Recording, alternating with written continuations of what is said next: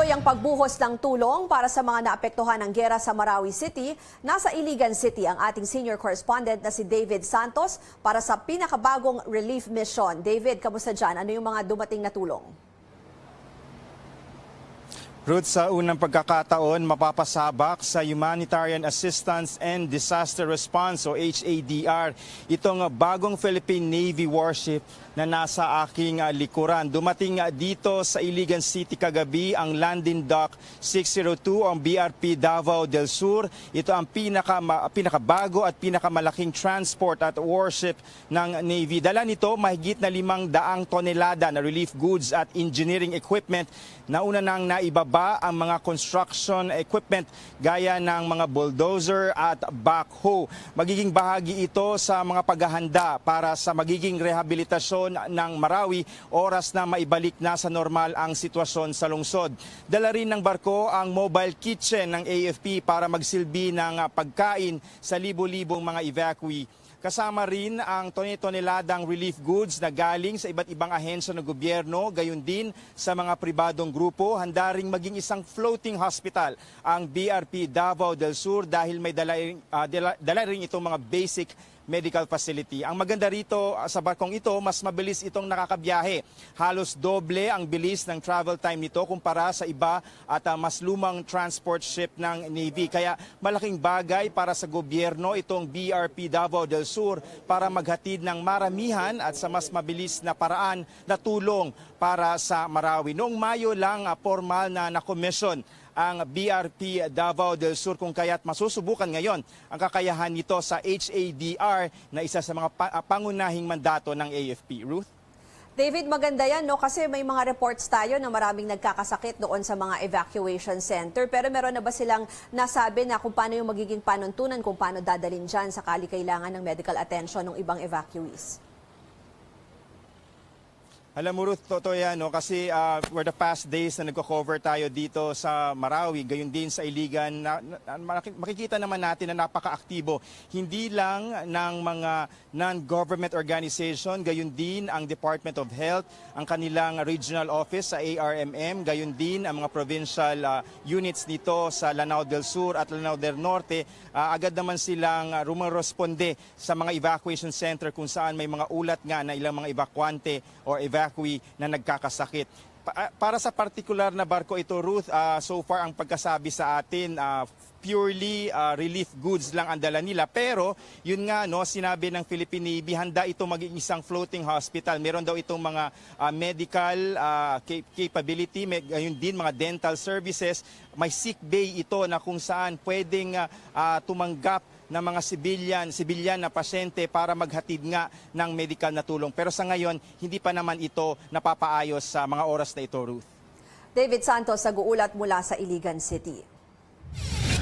Hybrid o halo-halo na ang kinakaharap ng mga banta ng mga otoridad na lumalaban sa iba't ibang puwersa ng mga terorista sa Marawi City. Ayon kay Joint Task Force Marawi spokesman Joe R. Herrera, nakatuon ngayon sa 4 na barangay ang clearing operations ng militar. Sa isa sa mga bahay doon, na-recover ang nasa 11 kilo ng shabu na nagkakahalaga ng mahigit 100 milyong piso. Ayon sa Armed Forces, binebenta at ginagamit ng mga terorista ang droga, kaya umano gising sila kahit oras at nakikipaglaban ng matagal.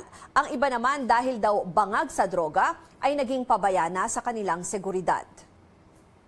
Based on the report that we have developed, we are now confronting a hybrid threat. This is a combined elements of the Abu Sayyaf group, Maute, criminal elements. As you can see, we have discovered huge amount of high-grade shabu and other private armed groups. This can also be attributed also to the presence of international terrorist groups.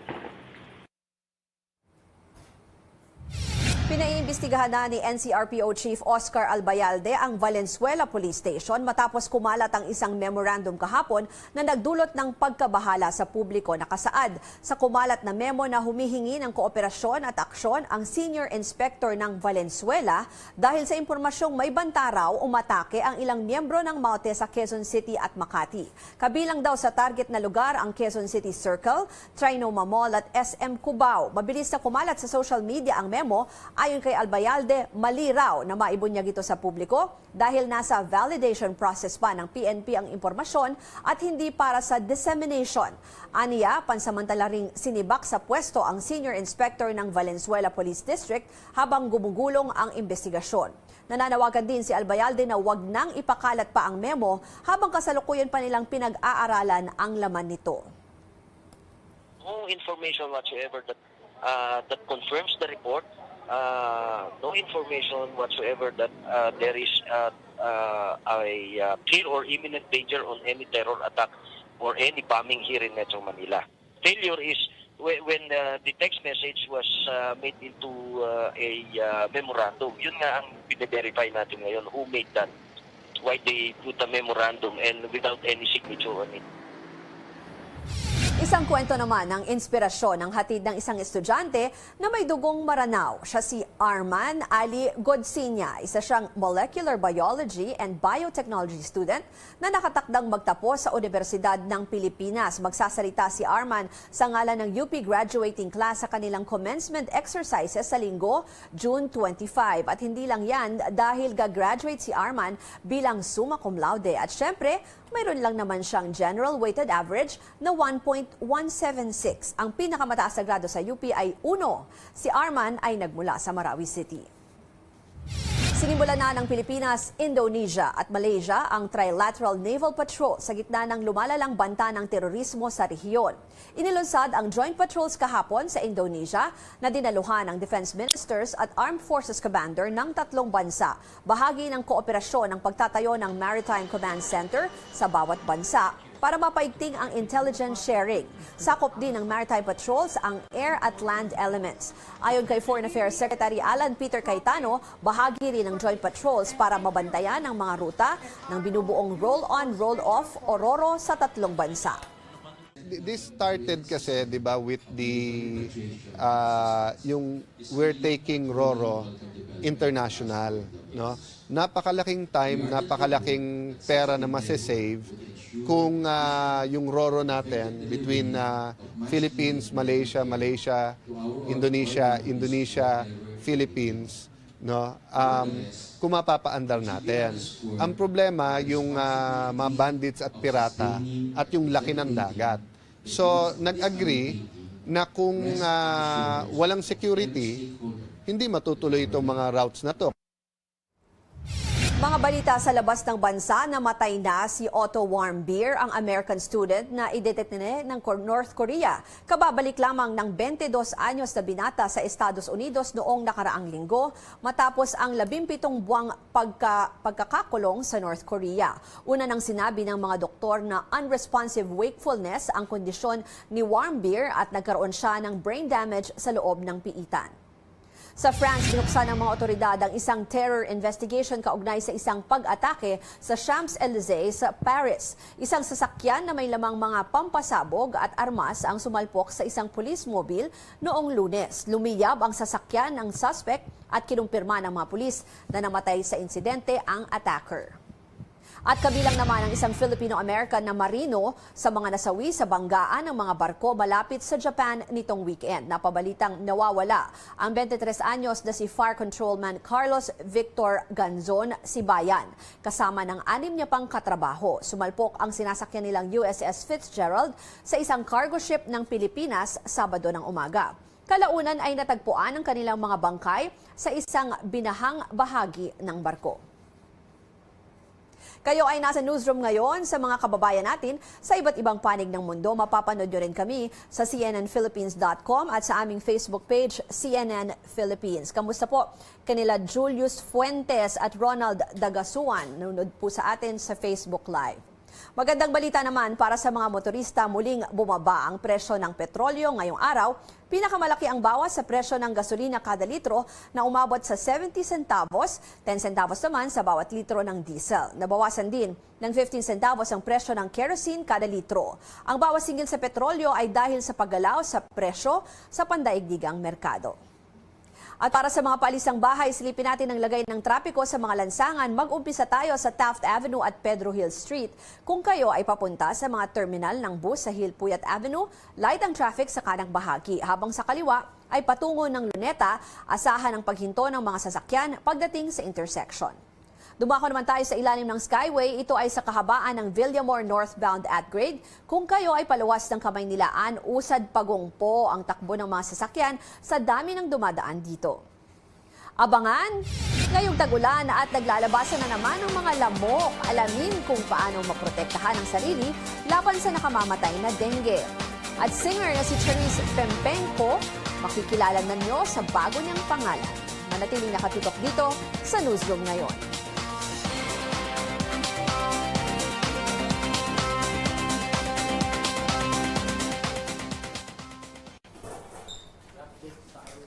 Panahon nauuso ang sakit na dengue. Bagamat bumaba ng mahigit 30% ang bilang ng mga kaso ng dengue sa Pilipinas sa unang 5 buwan ng taon sa halos 36,000 cases ayon sa Health Department, dapat pa ring mag-ingat kontra dengue. Karamihan sa mga bagong kaso ng dengue na itala sa Central Visayas, Central Luzon at NCR. Marami naman sa mga biktima, mga bata na nasa 5 hanggang 10 taong gulang. Ngayong Dengue Awareness Month, tatalakayin natin kung paano makiiwas sa pagkakaroon ng dengue. Kasama natin si Dr. Rodora Cruz, Manager ng National Dengue Program ng Department of Health. Magandang umaga po, Doc. Good morning po. Doc, una muna, ano po ba yung dengue at bakit po pangkaraniwan siya kapag tag-ulan? Ang dengue ho ay isang sakit na dala ng lamok na may dalang dengue virus.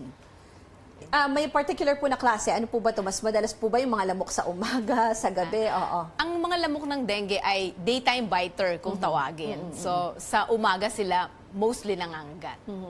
May certain species yung ano, no, para malaman natin kung ano yung itsura ng dengue mosquito na madalas nangangagat. Ano po? Ano bang pangalan nga po? Ito po yung Aedes mosquito, Aedes aegypti, and Aedes albopictus. Usually, saang lugar yan nakikita? Mga sa tubig ba? Di ba parang pinagbabawal niyo yung mga nakatiwangwang na water? Ano po? Oo. Oo. Nangingitlog kasi sila sa stagnant, clear water. So mostly nakikita sila sa mga urban areas, cities. Ganon. Tapos sa mga plants, mahilig ba sila sa mga halaman or mga maduduming lugar? Ganun po. Yung mga lalaking Aedes, usually nag-feed yan sa mga flowers and halaman. Doc, paano po malalaman na may dengue? Ano yung mga sintomas? Isang simptomas po ang paglalagnat. Mga 2 to 7 day fever, yung may rashes or pamumula ng balat, pagsusuka, nananakit ng ulo, at iba pa. Yung mga paghina ng katawan, mga Opo. ganyan po, oo. Paano mo malalaman kung dapat nang magpa-ospital or magpa-check up kung feeling mo dengue and then there's a certain blood test po for that, no po? Oo. Ang gusto sana natin na imungkahi sa ating mga manonood ay magkalagnat lang sila, no? 2 or more days of fever, kailangan na ho silang magpatingin sa pinakamalapit na health facility. 2 or more. Kasi minsan, di ba, Doc, pag lagnat, parang akala mo talaga regular fever lang yun. So, nagre-rest ka lang, di ba? So, ganun medyo pag mahigit 2 araw na magpa-check up ka na. Yun nga, may kaakibat na ho na pananakit ng ulo, panghihina ng katawan, pagsakit ng muscles, o pag may lumabas po ng mga rashes sa balat. Ano po bang ginagawa? How do you treat dengue? Actually, ang mainstay ho ng treatment ng dengue ay fluid replacement therapy. No? I-hydrate mo yung sarili at of course, kailangan lang ho nabantayan, no? I-monitor sila. Ano po ba yung parang sinasabi yung sitwasyon ng isang pasyente kung delikado na yung dengue? Sinabi nyo nga yung lagnat. Ano pa po yung mga danger bakit po ba signs, sinasabing nakakamatay ang dengue? Opo, dahil may mga danger signs na kailangan bantayan. Tulad ho ng spontaneous bleeding o yung tuloy-tuloy na pagdugo, or mahina po pero mabilis ang pulso, nahihirapang huminga. Ito po mga bagay na to to na kailangan bantayan. Ito ang mga tinatawag na danger signs. Pag kailangan ganun i-confine na no at obserbahan na sa ospital. Pag yung common ho na sinasabi nila pag nagka-dengue ka na, hindi ka na ba magkaka-dengue or mas prone ka ba sa dengue? Ano ba talaga yung totoo, Doc? Actually po, sa buong lifetime natin, pwede tayong magka-dengue 4 times. Okay. Kasi meron Maximum pong, na ba yun? May ganun na. kasi meron pong 4 serotypes ang dengue. Ito ang dengue 1, 2, 3, and 4. Sa totoo lang ho, pag nagka-dengue 1 ka na, hindi ka na magkaka-dengue 1 ulit. Kasi merong lifetime immunity. Kaya lang, pwede ka pang magka-dengue 2. Yung other kinds ng dengue. 3 and 4. So, Ah. 4 times ka pwedeng magka-dengue. Kasi nga iba-ibang strain. Bakit po siya iba-iba? Kasi may 4 serotypes po ang dengue virus. Yung virus iba-iba. Pero Opo. galing lang po siya sa isang klase ng lamok. Ganun po ba? Aedes lang po ang nagdadala. Naging iba-iba lang yung virus. Ganun po. So, paano po makakaiwas para magkaroon ng dengue? Lalo na yung mga bata po, Doc, kasi di ba sila yung laging biktima? Opo, sa ating pong mga kabataan na sila lagi ang nakikita ho natin no, na target, nakita nyo naman sa mga datos na sinabi nyo, dapat po sila ay manatiling long sleeves pag nasa labas ho or mag-protect ng sarili nila. Pwede hong maglagay ng insect repellent no, ang ating mga kabataan. At sana ho, sa ating kapaligiran, ay panatiliing malinis ang kapaligiran, hanapin ang mga pinamumugaran ng mga itlog ng lamok para hindi na po ito maging adult mosquito. Yung say no to indiscriminate fogging, ano po ibig sabihin nun, Doc? Yes, hindi ho namin nire-recommend na kahit saan or kahit kailan pwedeng mag-fogging. Tuwing lang hong may clustering of cases, hotspots, or impending outbreaks or during outbreaks. Yung marami na talaga, Doc, sa isang lugar, parang ganon. Pag pag may clustering of cases and Clustering of cases. Yes. Opo. Ma'am, yung tawa-tawa daw po, nakakalaban ba yun ng dengue? Actually po, may mga studies pa pong ginagawa, hindi pa po tapos, kaya hindi din po natin masabi yung resulta nito. Pero ang pinakamagandang advice lang ho ay yung mag-hydrate sila. Mag-inom, uminom ng maraming tubig. Ma'am, you were saying na there's also a vaccine available. Yes, there is. Actually, dengue vaccine po, ginamit na ho natin yan ng DOH since April 2016 sa mga bata sa pampublikong paaralan, grade 4, 9 years old and above. Ito po ay rekomendado ng WHO at sa pananaliksik po nila ay epektibo po ito. At ito ho ay recommended as a strategy sa ating comprehensive strategy for dengue. Ma'am, pag ganyan po, saan po sila pwedeng kumuha ng information saan makakakuha ng vaccine and other details in fighting dengue? For now po, ang dengue vaccine po ay available po na binigay ng DOH sa mga pampublikong paaralan nga po, 9 years old and above, grade 4 students, since April 2016. Pero patapos na po yung 3rd dose kasi 3 doses po ito eh. Okay. So, sa contact number na lang po ng DOH, ma'am. opo. Ang contact number po natin ay 03 651-7800. Okay, pwede thank po kayong you. tumawag dyan. Pati sa mga health centers, available po ba yung vaccine or sa mga schools lang po? sa mga schools. Okay po. Maraming salamat kay Dr. Rodora Cruz ng National Dengue Program ng Department of Health. Abangan, biyaheng Cavite, Laguna, mababawasan ng mahigit 1 oras sa tinatayong CalaX o Cavite-Luzon Expressway. At kilalanin si Jake Zyrus, ang isang malaking pagbabago sa singer na si Charis Pempenko. Manatiling nakatutok sa newsroom ngayon.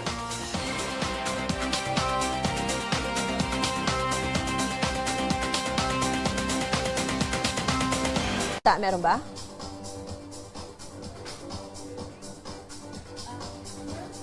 Okay, Hanggang April 2017 lang sa schools eh. April 2017. Oo. hanggang kailan daw? Noong April 2017 lang. Sorry. Yung sabihin dyan, ma'am. Okay. So yung vaccine, ma'am, pakiulit lang, yung dengue vaccine is available only until April 2017. for the kasi- first dose. For kasi the first. natapos na po yung 3 doses. Okay. So ang isang bata po ay kailangan ng 3 doses of the dengue vaccine. Apo. Paano po yung gustong maka-avail na taga-private schools?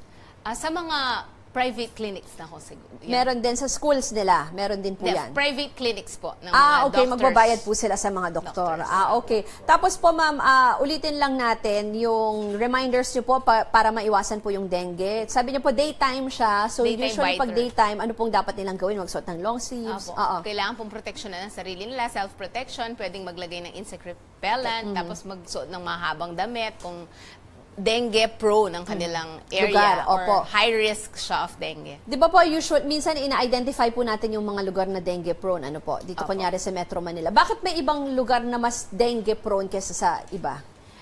Dito po yung mas maraming nakikita ang mga lamok at nandito din po yung mga pwedeng carrier like merong mga dengue infected persons doon na hindi pa nagagamot. Kaya mas madalas, parang hawa-hawa sila kasi Opo. palipat-lipat yung mga lamok, ganun, ma'am. Opo, ganun Pero po yung kanina, kasi akala rin, like even my brother, he was saying na pag nagka-dengue daw, lagi daw magkakaroon. Pero ulitin lang natin na kasi nga, magkakaroon ka lang nung ibang type ng dengue. Yes, yung Pero ibang 4 times ka pwede magkaroon kasi Oo, 4 times po. 4 na klase yung virus. Opo.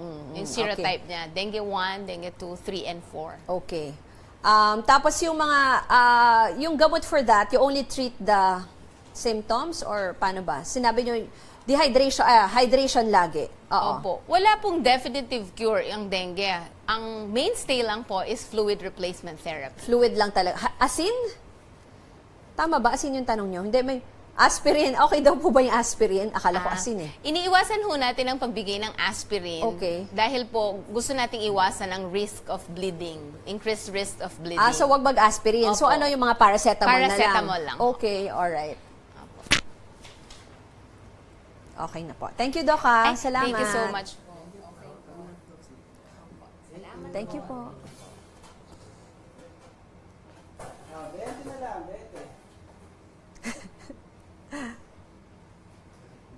15 na lang, 15. Ma'am, take 19 float 20 na tayo. 18.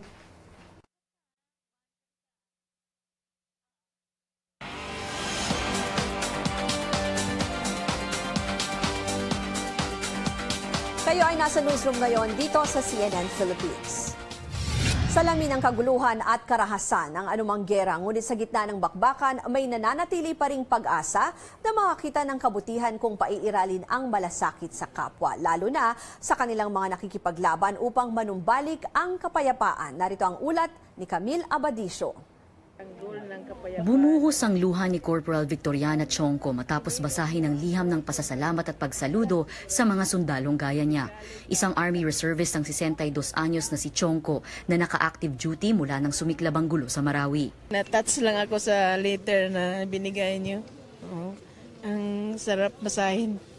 Maka-inspire sa amin. Salamat. Maluha-luha rin si Corporal Jobert Piojo habang binabasa ang sulat na natanggap niya. Masaya kami, ma'am, kasi galing sa sulat ng mga bata, ma'am, is proud kami, ma'am, kahit na mahirap yung trabaho namin, ma'am, is masaya kami sa amin natanggap, ma'am. Mafe-feel din namin na gusto din talaga namin matapos to yung ano din, ma'am, yung gulo na to, ma'am. Isinilid sa care packages na ito ang love letters para sa mga sundalo na ipinamigay ng advocacy group na Go Negosyo Kapatid for Marawi sa 5,000 sundalo sa Iligan at Marawi. Ano naman ang mga laman ng care packages na ito? Ready-to-eat meals, tubig, energy drinks, mga biskwit at iba pang snacks, bagong underwear, mga medyas, tsinelas, SIM card at load. These are actually gifts that we're giving out to all our soldiers and policemen who are in the front lines, battling it out in this war. Ayon kay 4th Mechanized Brigade Commanding Officer Alex Aduca, tumatatag ang moral ng mga tropa dahil sa buhos ng suporta mula sa sambayan ng Pilipino. Ang mga sundalo natin, mababa lang yung kanilang luha, mababa lang yung kanilang satisfaction. Sa mga maliliit na bagay na to, malaking tulong na ito sa amin. Hindi lang laban ng sundalo, laban din ng lahat ng mamamayan. Nagbabadya na rin pumasok ang tulong mula sa international community. Nakipagpulong ang mga lokal na opisyal ng Lanao del Sur at Marawi sa mga kinatawan ng United Nations Development Program upang pagplanuhan ngayon pa lang ang early recovery plans para sa syudad. Mula Iligan City, Camille Abadisio, CNN Philippines. Sinimulan ng itayo ang pinakabagong road project